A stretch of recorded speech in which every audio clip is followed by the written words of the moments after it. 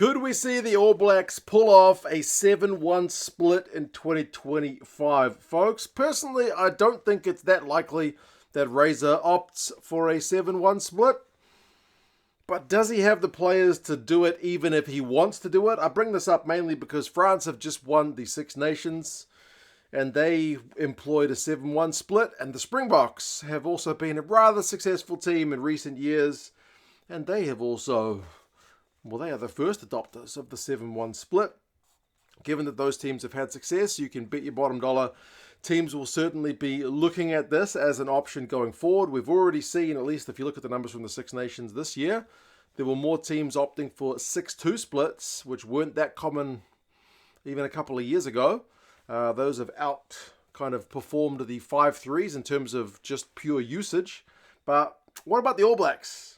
Have we got the players to go 7-1? How might it look? We'll go through it and you guys can let us know your thoughts. Now, if you are going to go 7-1 split, I feel like you need to accept the fact that there will be potential for guys to be in suboptimal positions. You are basically banking on the fact that nobody gets injured and you're able to bring on 7 forwards to get that momentum up front to really take the game away from your opposition. Whether or not that suits the All Blacks gameplay is a different question, because the All Blacks traditionally have been a side that likes to let the backs loose at the end of games, more so than just dominating up front, but certainly up front is the platform.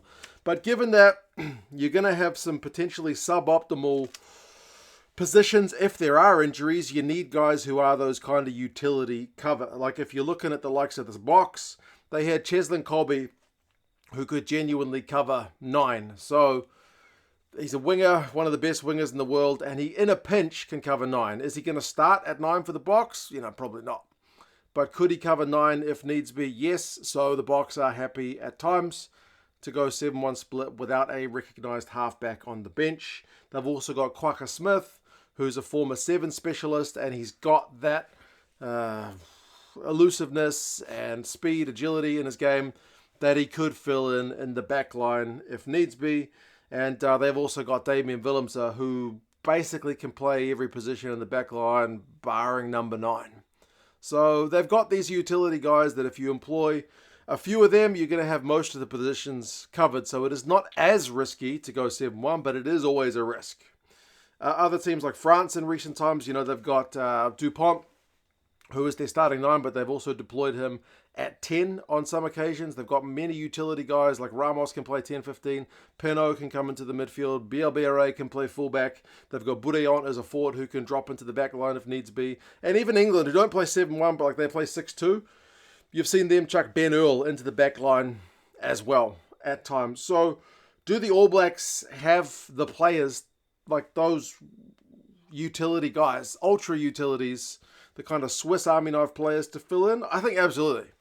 If there's one thing that New Zealand rugby fans in recent years have sometimes lamented, it's the fact that we don't do enough specialists. We're too busy worrying about getting guys on the field out of their best position that sometimes we don't get the best from them. But what that means is you've got a whole bunch of guys who are utilities. I'm going to highlight the probably 2 main key guys, one back, one forward. The forward would be Ardie Savea, because he's genuinely kind of like Kwaka Smith, a bit like Ben Earl. He's that ultra mobile, got a background, played, I think he played midfield back when he was in high school. Obviously, he's not going to start for the All Blacks in the midfield, but in a pinch, would fit in the back line. That's the whole thing about the 7-1. It's the in a pinch. Could he do it in a pinch? He could do it in a pinch, and he can play 6, 7, 8. So he is the ultra versatile guy. I think if you got Ardie fit, you've got that. And then Jordie Barrett. Jordie Barrett's a bit like Damian Willemse. He started for the All Blacks in test matches at 12, at 15, on the right wing. He's even played, I think, 1 test at 10. I forget who we were playing. Was it Italy? Was it Namibia? I know it was not a kind of game that the All Blacks were under a lot of pressure, but yeah, he's played 10 in a pinch. Can basically fill in every position in the back line apart from number 9. I don't think we quite have a guy like Cheslin Colby, who is a non-halfback, who could potentially play halfback unless you think about Damien McKenzie. Because Damien McKenzie, way back in Steve Hansen's days, Steve Hansen did suggest, I don't even know if he did it, but he suggested that they might do a bit of training with DMAC as potential cover for 9. That's a long time ago. I don't know if DMAC's had any training, any cover since then, but the idea has come up before of DMAC covering 9.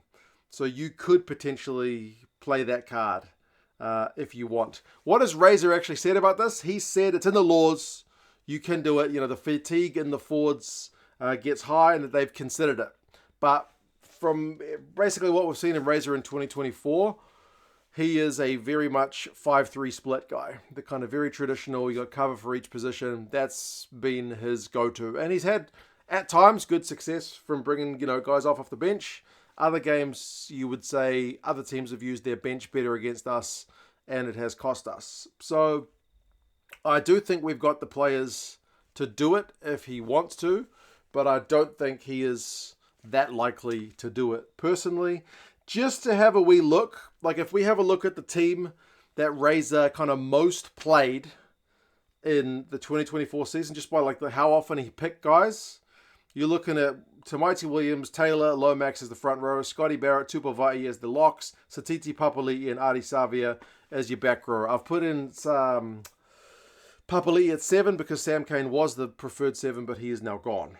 So those are guys, and most of these guys, barring the front row, are essentially utility guys because Scotty Barrett can play in the back row, Tupavai can play in the back row, Satiti can play 6 or 8, and Dalton and Adi can essentially play 6, 7, and 8. So there's plenty of utilities there, but it's more the back cover that kind of becomes interesting. The back line, I've put in Roygaard as the number 9, even though he didn't play as much game time last year with his injury as Ratima. I still think he's probably the preferred 9 at the moment. Roygaard, DMAC, again, you got the DMAC and Bodie debate, but for now, we'll just go with DMAC because he played more minutes than Bodie last year. Geordie and Rico in the midfield. Rico's position at the moment is looking a bit dodgy just because the Blues aren't having a great season, but that's the midfield that was last year. Then Clark, Reese, and Jordan as the back 3. Remember, no TJ Perenara in the lineup either because he's another one of the guys who's retired. So you do again have a bunch of utilities in that back line. DMAC can play fullback in 10. Caleb Clark can play both wings, even if he's got a preferred wing. Likewise, Reese can play both wings, but he does have a preferred wing. I think he's played fullback at the NPC level. Geordie Barrett is the proper Swiss Army knife. Rico, outside centre left wing. I think he's played inside centre for the Blues years ago. And then Will Jordan can play on the wing or at fullback as well. So you got most of these guys. There's very few specialists. If anything, basically Reese and Clark are kind of the specialists in that, at least at test level, they only really play wing.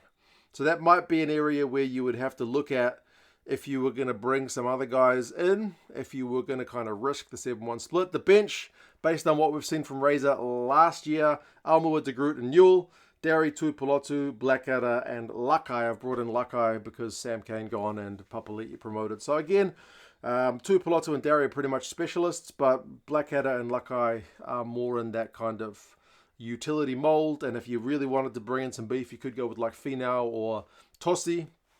If you were going to go for the pure kind of intended impact of the 7-1 being beefy, those guys might add some extra punch as well. And then I think Razor would have to go with a halfback on the bench because, like I said, I don't think, unless you put DMAC at the 23 jumper and he's covering 9, 10, and 15, I don't think we have a backup 9 specifically, and anyone else, any other, no wing fullback or anybody who also plays 9 or kind of moonlights as a 9. So you probably have to go the 7-1 split with the 1 being a backup halfback. That might open the door for some other guys, the likes of a Timothy Tavatanawai, who's not even been internationally capped, but he's been playing very good rugby for the Highlanders, and he can quite comfortably play in the midfield or on the wings. Likewise, Quinn Tupai has been having a cracking season in the midfield, could also cover wing in a pinch as well as the midfield. But I mean, if you get a back down, in all likelihood, you're probably sending your reserve halfback onto the wing, or maybe Roy got out onto the wing.